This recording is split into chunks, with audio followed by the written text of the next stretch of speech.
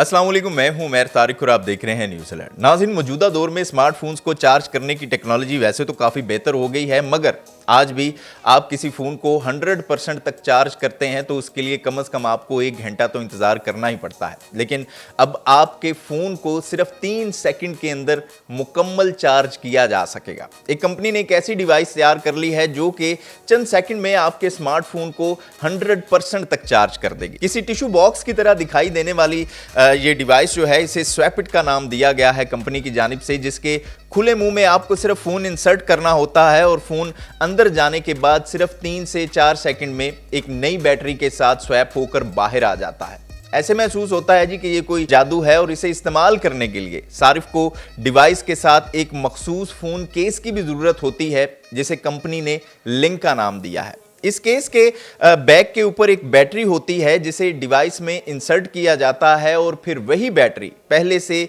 मुकम्मल charge 3500 mAh battery से बदल जाती है। इसे तैयार करने वाली कंपनी के मुताबिक बैटरी बदलने का अमल 3 से 4 सेकंड में मुकम्मल हो जाता है। कंपनी का यह भी बताना है जी कि ये डिवाइस हर फोन के साथ काम कर सकती है, बस आपके पास स्वैपिट केस होना चाहिए और इस डिवाइस के अंदर मजमूई तौर पर 5 बैटरीज मौजूद होती हैं और कंपनी के मुताबिक किसी घर के 5 अफराद एक ही वक्त में नई मुकम्मल चार्ज शुदा बैटरी को अपने फोन का हिस्सा बना सकते हैं इस डिवाइस के जरिए। यानी कि अगर आप एक मोबाइल चार्ज करने के बाद दूसरा मोबाइल चार्ज करते हैं तो आपको तकरीबन 5 सेकंड का इंतजार करना पड़ता है। ये डिवाइस एक मुफ्त एप्लीकेशन के साथ भी काम करती है जो कि आपकी बैटरी की परसेंटेज चेक करती है और आपको ये भी जो है वो इख्तियार देती है कि बैटरी को आप कितने परसेंट तक जो है वो चार्ज करना चाहते हैं। इब्तदाई तौर पर इस डिवाइस की कीमत $450 रखी गई है, जबकि इसके साथ जो केस आता है वो भी $120 में दस्तयाब होगा। लेकिन